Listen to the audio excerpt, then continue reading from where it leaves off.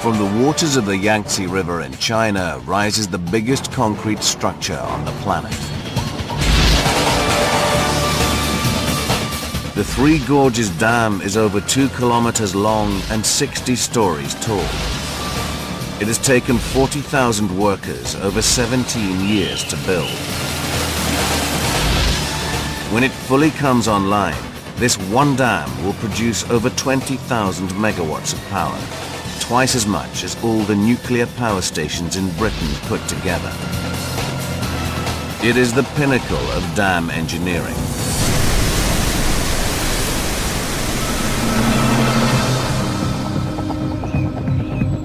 The Three Gorges Dam owes its success to 5 landmark dams. At the heart of each lies a major technological innovation that allowed engineers to build ever bigger dams. One by one, traveling up the scale, we'll reveal the incredible stories behind these structures.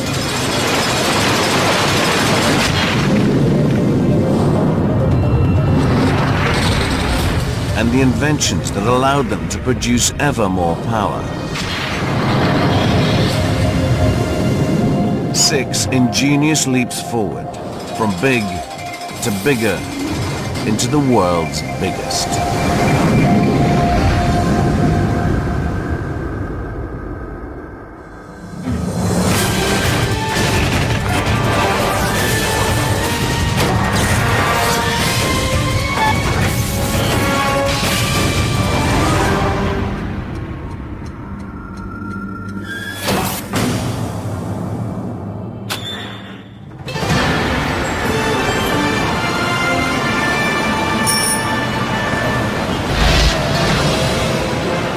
China is one of the fastest growing economies on Earth.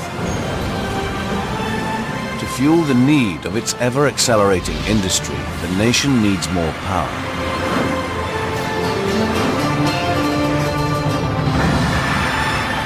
Much of this will be provided by an enormous dam spanning the mighty Yangtze River in central China, called the Three Gorges Dam.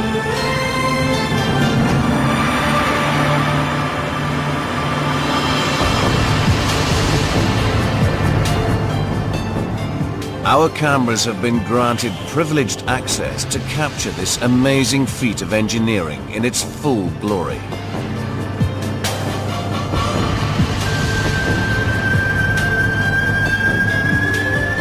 Before they could start building the Three Gorges Dam, the Chinese first had to divert the Yangtze River, which is almost 2 kilometers wide, and move over 1 million people from the area about to be flooded.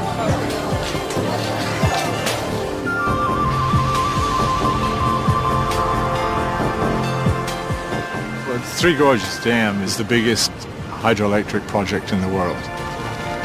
This dam used 28 million cubic meters of concrete. Maybe one way to look at it is to say it's a solid pipe of concrete, 1 meter diameter, right around the world. It's a lot of concrete. But the Chinese authorities think it's worth the effort, as the Three Gorges Dam will provide clean and cheap electric power to millions of people.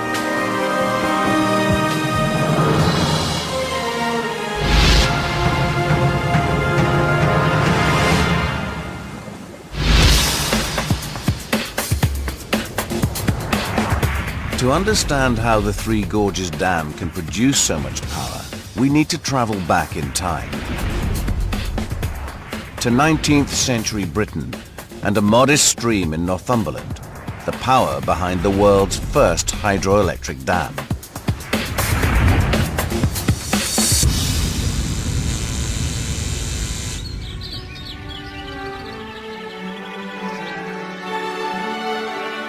In the 1800s, while Britain is at the heart of the Industrial Revolution, this house is the last word in modern living. It belongs to Lord Armstrong, an entrepreneur and obsessive inventor. He has fitted his house with state-of-the-art technology, including central heating and mechanical devices that drive elevators, laundry machines, and roasting spits. But there is one place in the house where modern technology is sadly lacking, as historian Anthony Burton explains. This was Armstrong's real pride and joy. The picture gallery full of wonderful Victorian paintings. Bit gloomy even in daylight, but what he really wanted to do was to bring his guests here in the evening, but by the flicker of candlelight, nothing really worked. What Armstrong needs are electric lights and a way to power them. How do you generate electricity? Well, that's something that was known for 50 years because Michael Faraday had given the secret. You move a magnet in relation to a coil of wire. I've got a little setup here to show how it might work. Now, here we are. Here we've got two magnets on the end of this disc, and right here is a coil of wire. Now, if I make this spin in relation to that, we should make electricity. And yes, we're getting a reading on the ammeter. We are definitely making electricity. Every time the magnets on the disc move past the coil, they generate a tiny electric pulse in the copper wire. To make a lot of electricity, you need much bigger kit, and this is what Armstrong bought, the Thomson Vortex turbine, a grand piece of equipment. The Thomson turbine needs a huge volume of fast-flowing water to drive the rotor. All Lord Armstrong has available is a tiny stream trickling through his estate. What he needed was this, a lot of water. And how does he get this out of a small stream? He built a dam.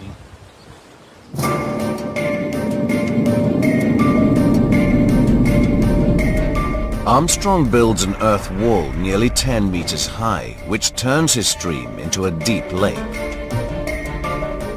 This mass of water pushing down increases the pressure at lower depth. Armstrong channels this high-pressure water down through a pipe to the bottom of his dam.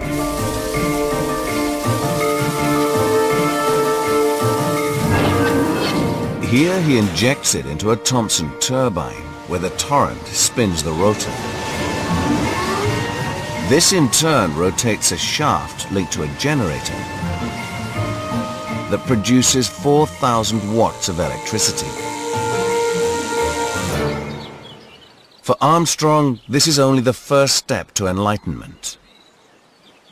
Now he needs to get the electricity from the turbine house at the bottom of his dam all the way to his picture gallery over a kilometer away.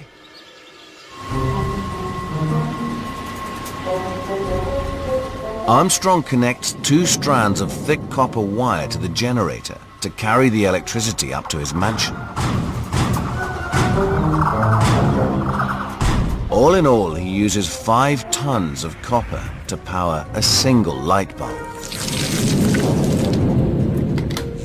But he has created a world first. A house lit by the power of water.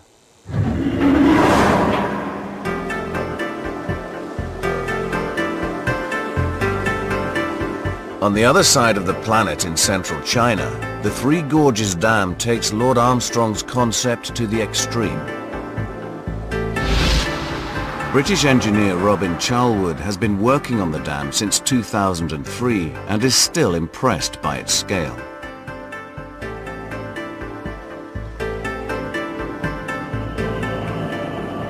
We're in one of the 3 very large powerhouses of the Three Gorges project. In this 700-meter-long room here, you can see 14 of the large turbine generators. Then beyond this one, a kilometer away is the second powerhouse, and then beyond that one is yet another powerhouse which will be underground in the rock on the far side of the river. Each one of these generators cost about $50 million, to give you an idea of the scale of this project. Debden Dam had 1 generator. Three Gorges has 32. Together they produce 5 million times more power than Debden. To drive them, the Chinese have harnessed the power of the mighty Yangtze River. In the reservoir behind the dam, the river now rises up to 60 stories above the riverbed. The water is channeled down gigantic concrete tubes towards the generators.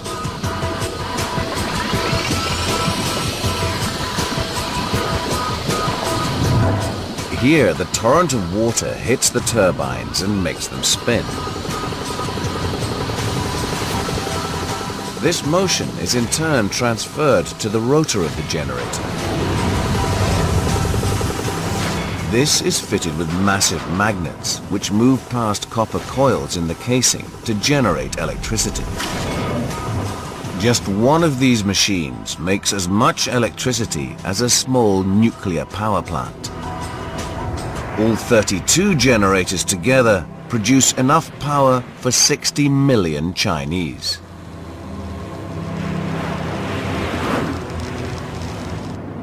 This project is setting a new benchmark in the international hydroelectric industry. It's almost twice the size of the next largest project, Itaipu in Brazil. And of course, it's only the first of a whole series of megadams that are under construction here in China. Back in 1878, Debden Dam showed that even the smallest stream can be harnessed to produce electricity. But to generate power on a larger scale, engineers had to wrestle with bigger rivers. To build a dam that could produce 128 megawatts, French engineers had to persuade the raging Dordogne River to run a new course.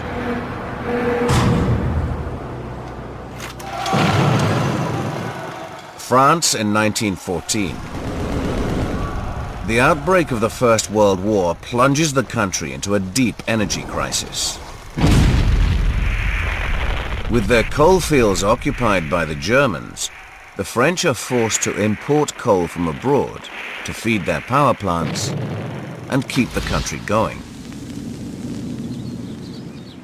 So after the war, they decide to boost the nation's power supply with electricity from a hydroelectric dam.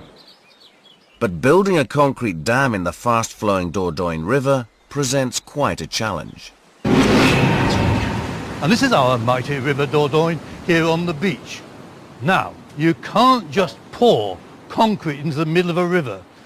They wanted their dam here, but in order to get one dam, they had to build three. First of all, a temporary dam goes in here, what's called a coffer dam. That stops the river flowing. You can't just stop it, it's going to go over the top unless you do something different, which is build a diversion channel right round there, and then to stop it backing back up again, you put in a second coffer dam here, and you've got a space in between which you can drain, and it's there that you can build your main dam. At the Dordogne, engineers blast 2 tunnels through the rock to carry the diverted river.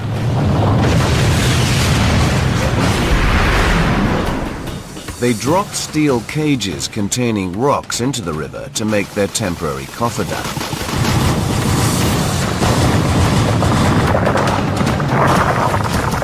Then they strengthen it with concrete. Now, as the river behind the dam begins to rise, it drains through the tunnels. To stop this water from backing up, the engineers build a second coffer dam. Once the water drains from the riverbed between the dams, it leaves a perfect dry spot to build the main dam. Fortunately for the engineers, they discovered when they emptied the central part that actually the riverbed was solid rock. They could build straight on top of it. Layer by layer, the giant concrete structure rises 30 stories up from the riverbed.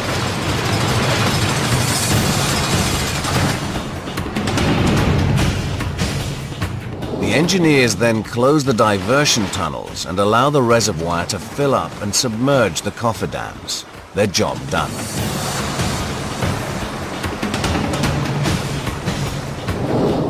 Finally, they can open the gates to the turbines and start producing electricity.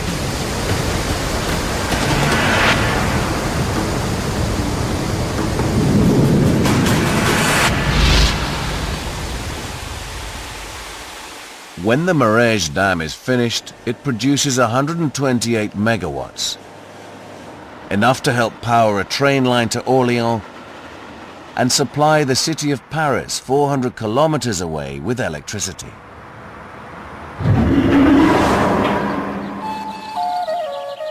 The Yangtze River is over 6,000 kilometers long and in places several kilometers wide, the biggest river in China. It presents enormous logistical challenges to the dam engineers.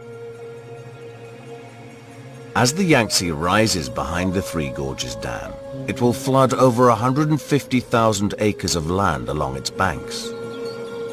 So the Chinese have to relocate over 1 million people from the land behind the dam. Thousands of new houses have to be built for the displaced citizens to live in. Then the engineers can begin to dam the river. We're standing here among some of the rocks and these precast concrete blocks that were used to create the cofferdams to control the river during the construction of the Three Gorges project. Controlling the river to allow the construction of this huge project was clearly a major undertaking. I mean, the Yangtze River is one of the largest rivers in the world, very fast, very deep. So building these cofferdams and to allow a safe construction was a major operation. The Chinese claimed that this was the largest and most difficult diversion ever undertaken for a hydroelectric project, and you look at the scale of it, they were absolutely right. This was huge.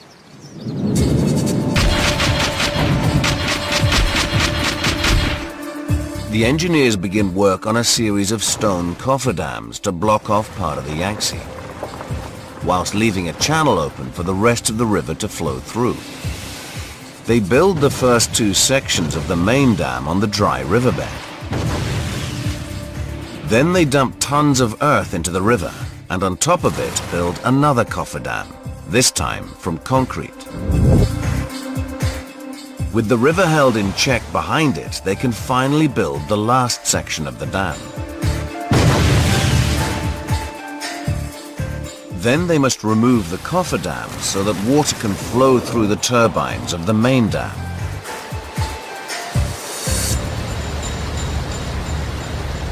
Having built such substantial cofferdam structures, it's a major challenge how to remove these things. So in the earlier stages, where they were built of very large rocks like this, then that could be handled with big excavator equipment, relatively conventional. But in the final stage, where they had a solid concrete wall to remove, this required some serious innovation.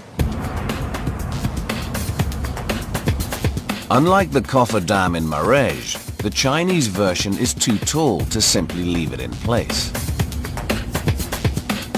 So the Chinese engineers build it leaving holes for explosive charges. On the 6th of June 2006, they filled them with 190 tons of dynamite and hold their breath. 5, 4, 3, 2, 1.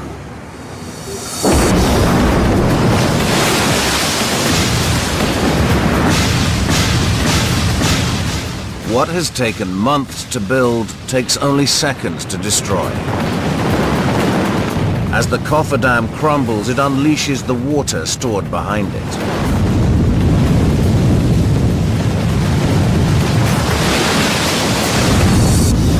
It's the final test for the Three Gorges Dam, and it holds.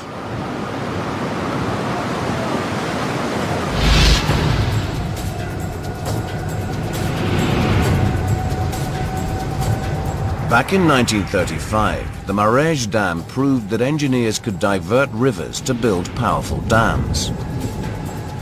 But to break through the 1,000 megawatt mark, American engineers building the Hoover Dam had to take their building material to the limit.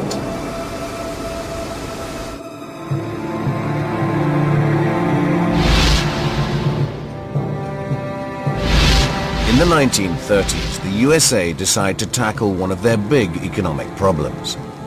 The cities in the western United States can't grow because they lack both water and power. So to break the deadlock, engineers begin work on the world's biggest dam, the Hoover Dam. People who worked on it were real, adventurers. There were these guys called high scalers, and they would sit on a plank hung from a rope off the top of the cliff, and they would go along with hydraulic hammers, basically smashing out the cliff face so that when you poured the concrete up to it, it would fit together well. They poured more concrete on this dam than on any other construction project before it.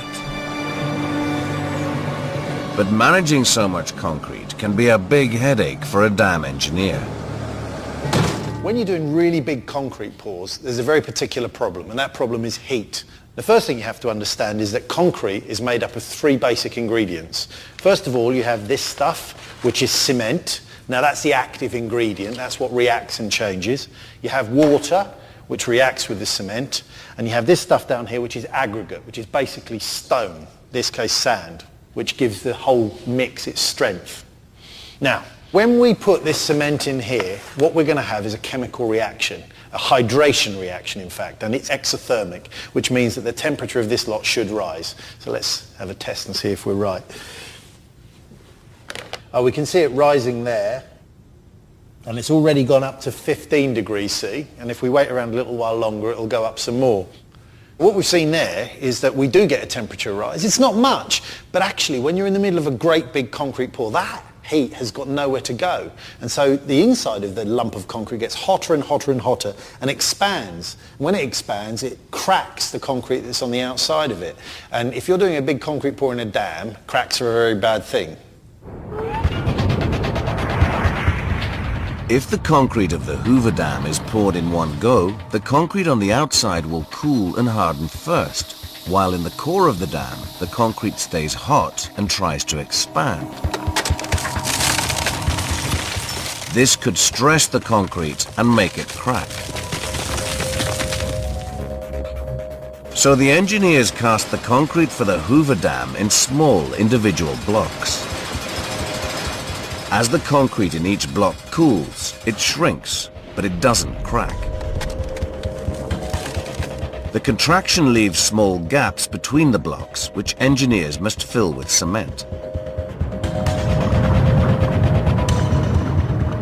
But this clever design doesn't solve all the problems.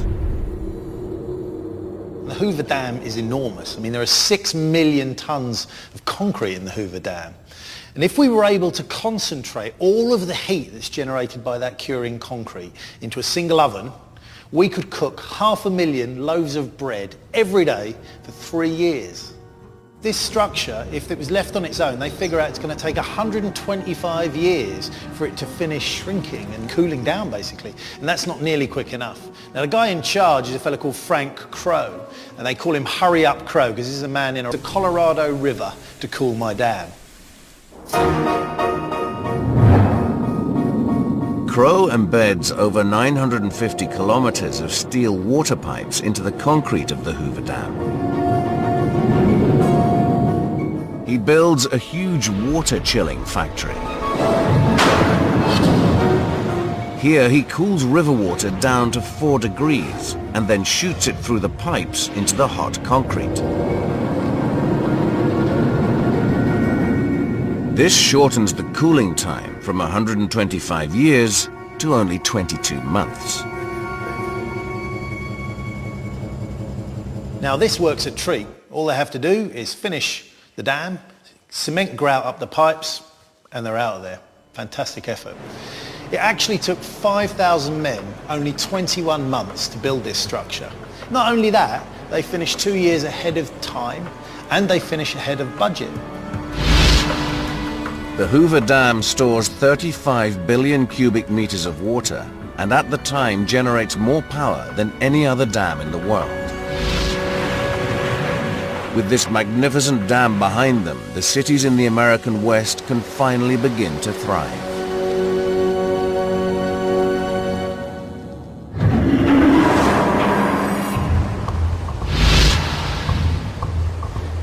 The Three Gorges Dam takes concrete construction to new heights. You look at it, you can just picture the thickness of the concrete at the base of the dam, the height of it, 180 meters, and it's 2 kilometers long. So it's a colossal amount of concrete. Three Gorges uses 10 times more concrete than the Hoover Dam, so the engineers have to pull out all the stops to keep their dam cool. They basically used everything in the book. They cooled the aggregates and the materials, the sands, before they put it into the mix. They added ice. They did everything they could to get the temperature down as low as they could before it started to warm up all by itself.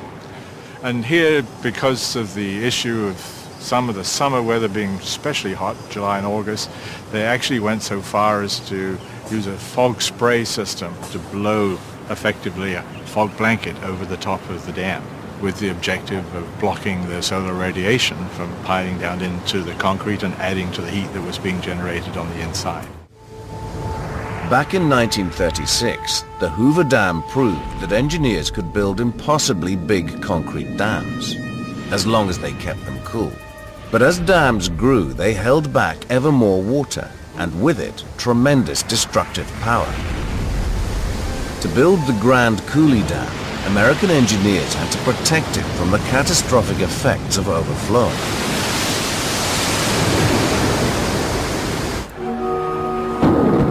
Johnstown, Pennsylvania, 30th of May, 1889. As the town gets hit by the heaviest rainfall in its history, the tranquility of a dam reservoir is about to be shattered.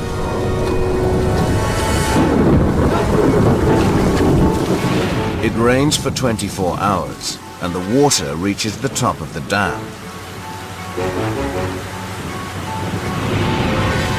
Soon it has nowhere to go but over the top.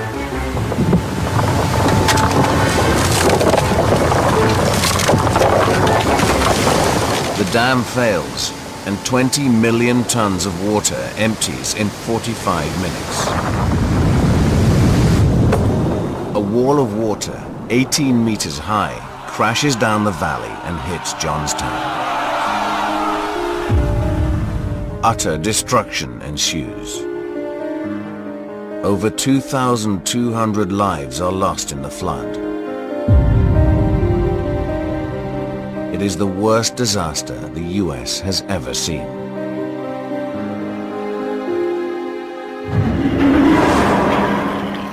Why do dams burst when they overflow? Engineer Ed McCann explains.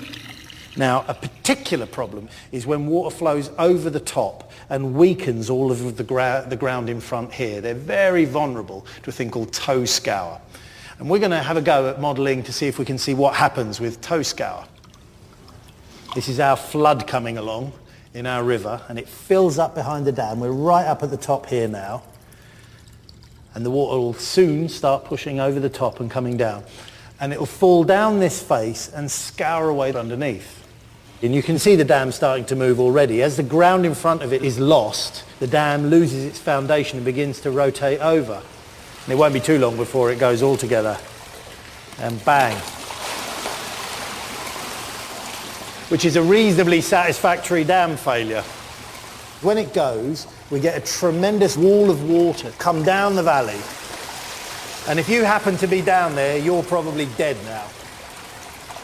Well, you can see there, tow scour on this sort of dam is a huge potential problem, and it's something that absolutely has to be fixed.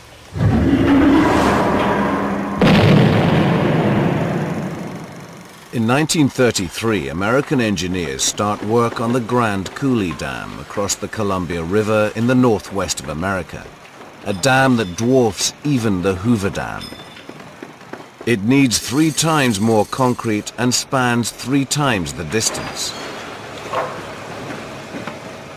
As the engineers complete the Grand Coulee Dam, they have to make sure that what happened in Johnstown won't happen here.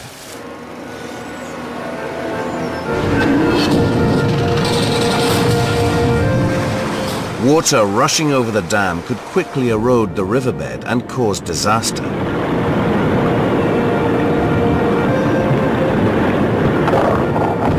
So the engineers formed the bottom of the dam into a concrete ramp.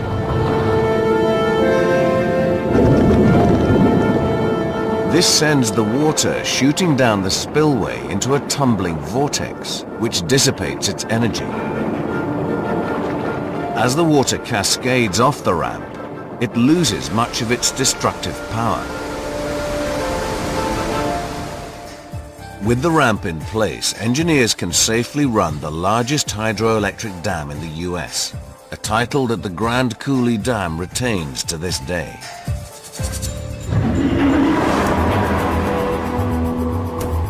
The builders of the Three Gorges Dam face a similar problem. They too must make sure that their dam is not damaged by floodwater rushing through it. Basically, the dam holds back a large volume of the water during the flood period. Here it can hold back about 22 billion cubic meters of water. And then it's released in a controlled way through this system of 46 spillway gates and these chutes that you can see below me here. The design of a spillway like this has to deal with the force of the water as it drops over 100 meters in this case here, then achieves huge velocity at the bottom of the dam. To deflect the force of the water crashing down, the Chinese used technology similar to the Grand Coulee. As the water levels rise, engineers open a series of gates to drain the floodwater from the reservoir. But if the water fell straight down, it could undermine the foundations of the dam. So the engineers fit the spillway with concrete chutes. Unlike the Grand Coulee ramp, which is underwater, the Three Gorges chutes hurl the water into the air. Once airborne, the water breaks up into small droplets and loses much of its destructive energy. It lands over 100 meters downstream, where it can't do any damage.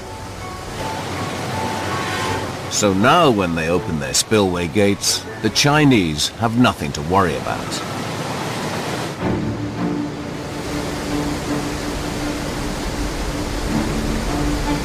Back in 1942, the Grand Coulee showed how dams could deal with the abrasive power of floodwater.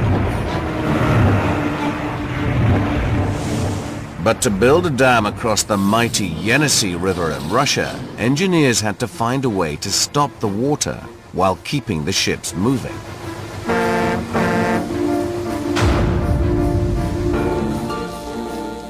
In the 1960s, the Soviet Union wanted to upscale its industrial power.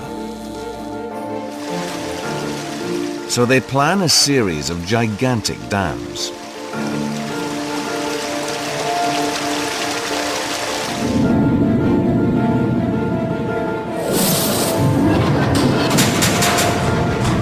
One of the first, the Krasnoyarsk Dam, will stretch a whole kilometer across the river Yenisei and generate 6,000 megawatts of power. But this river is also the main shipping route into Siberia and would get blocked by the dam.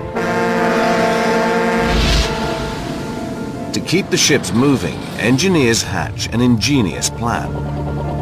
They will build a steel trough big enough to carry a ship.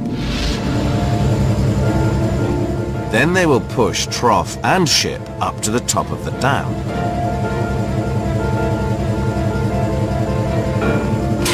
Here they will spin the whole contraption round and lower it back down to the river on the other side. To move the 7,000-ton load, they will use hydraulic pumps. Engineer Ed McCann employs a hot water bottle to demonstrate the principle behind hydraulic power.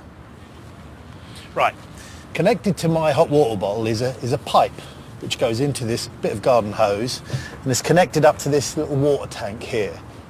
So let's see what happens. I'm going to lift it up by about a metre. So I've lifted it up a metre. Now the pressure in this system has gone up, but it's not gone up enough to lift this yet. So there's no movement. The hot water bottle is still squashed flat. Now I'm going to stand back here because I don't want a load of blocks on my head. So I'm lifting up, it's about 3 meters now, and you can see the concrete blocks moving very quickly now. I'm going to take it up right to the top, which is about 4 meters, and there they go.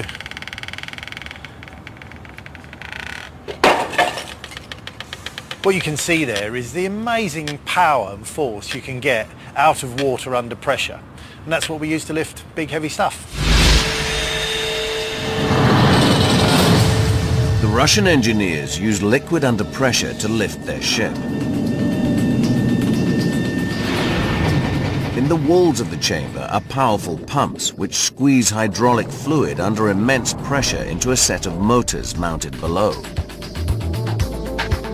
These drive huge steel cogs that propel the trough along a guide rail. The motors generate so much traction that they lift the chamber from river to reservoir in only 90 minutes.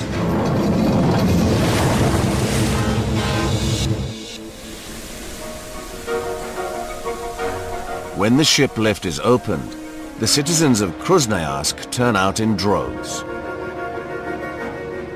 This mechanical marvel is the crowning glory of the biggest dam in the world.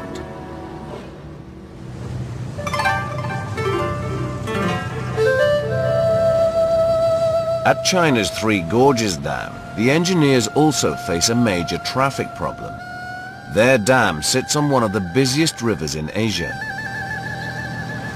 The Yangtze is a really important waterway for navigation traffic in China, leading all the way from Shanghai, the coast, up to Yichang, all the way to Chongqing. It's been carrying about 18 million tons of freight per year. Getting about 170 ships a day over a dam that's more than 100 meters high is a tall order for the engineers. Befitting the biggest dam on Earth, the Chinese solve it by building the biggest ship lock on Earth. Ships enter the lock at the bottom of the dam. The gates close, water floods in and lifts the ships up to the next lock. Ships must go through 5 tiers of locks to get to the top, which can take up to 4 hours. This is fine for cargo ships, but for the many passenger boats operating on the Yangtze, it's just too slow. To provide a more efficient transit opportunity for passenger traffic, they've built this ship lift system here, which will allow boats to go through in about 36 minutes. Unlike the ship lift at Krasnoyarsk, the one at the Three Gorges will lift ships straight up, like an elevator.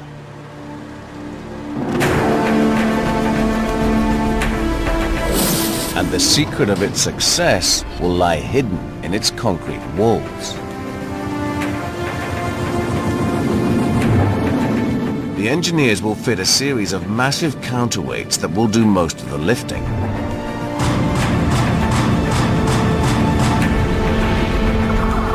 Sixteen 1,000-ton concrete blocks will be connected by cables to the steel trough that will carry the ship and the water it floats in. As the counterweights drop, they will hoist the trough upwards and lift the ship to the top.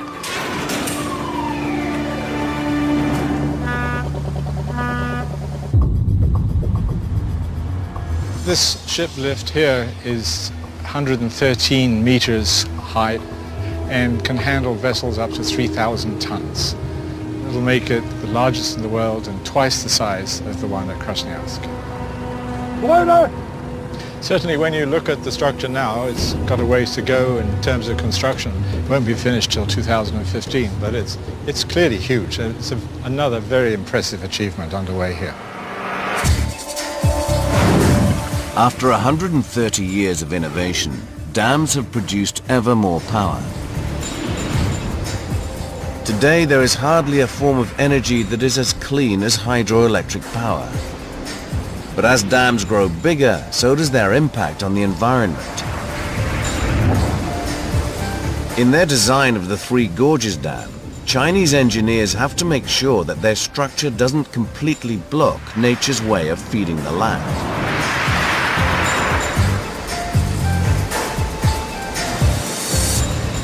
The Three Gorges Dam produces more power than any other, but that's not the main reason it was built. The Yangtze River is notorious for its really severe flooding. Over the last 2,000 years, there's been about one major flood every 10 years. In 1931, there was a really bad one, killed about 135,000 people, destroyed almost 2 million homes. And so this is the main reason why they've built the Three Gorges Dam, is to control this terrible flooding problem. The dam blocks the path of the destructive floodwater. The water is stored in its reservoir and is then released in a controlled way.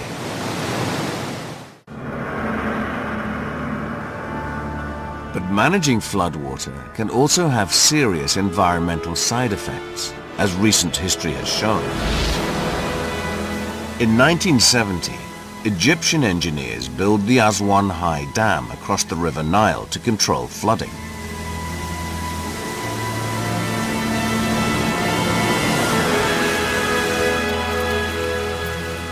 But soon, farmers downstream noticed that their harvests are beginning to fail. Their soil becomes so barren that the farmers need millions of tons of fertilizer every year to nourish their crops. Their land has suffered because it has been deprived of floodwater, which carries with it the vital building blocks of life. Chemist Dr. Andrew Shidlow demonstrates. So we have here our clean rainwater which has been falling. We're adding to it some good quality topsoil. We then add some animal excrements. We have some snail shells, essentially made of calcium carbonate. Then we have some dried leaves, plant vegetation here, and of course fish. As the storm proceeds, as the water starts to flow rapidly, all of these ingredients get mashed up in the hugely violent storm waters which occur.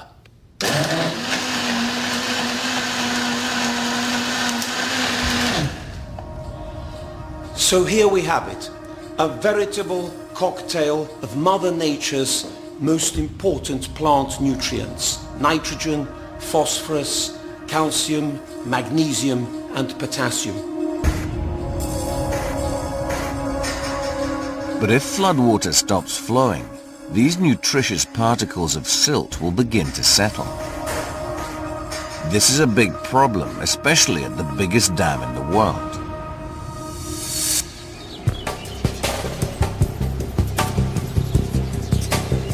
The flow of precious Yangtze silt is blocked by the dam and trapped in the slow-moving water of the reservoir. It rapidly sinks to the bottom where it builds up. The silting problem on the Yangtze is a huge problem. The total amount coming down is about 500 million tons per year, which equates to about 1 kilometer cube. Perhaps enough to fill big sports stadiums hundreds of times. It's a huge amount of silt.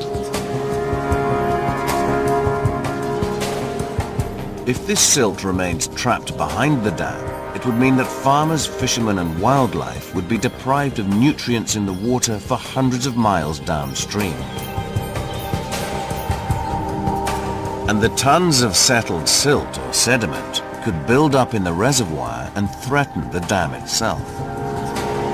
Basically, sediment falling into the reservoir here would reduce the capacity, the reservoir capacity, and would eventually perhaps interfere with the ability to run the turbines if it came up that high. Cleverly, the Chinese engineers exploit the power of floodwater to flush the sediment out of the reservoir and send it downstream.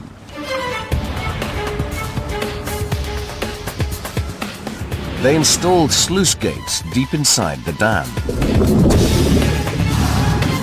Each gate weighs as much as a bus and needs a powerful hydraulic piston to lift it up.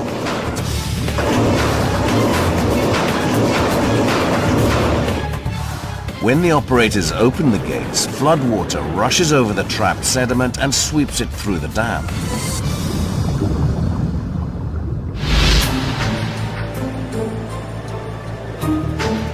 This way, the Chinese authorities hope that it will be at least another 100 years before the buildup of sediment affects power production at the dam.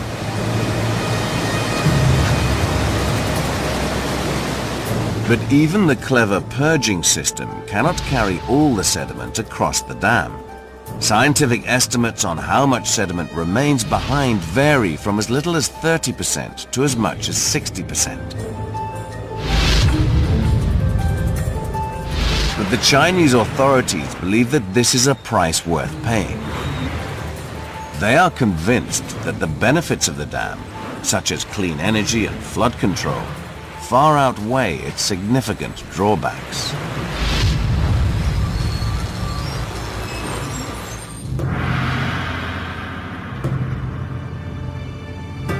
As the Three Gorges project draws to completion, its scale is breathtaking. Even with some of its turbines still to be switched on, it produces more power than any other dam in the world. Standing on the shoulders of historic engineering giants, the Three Gorges really is the ultimate hydroelectric dam. Until someone builds an even bigger one.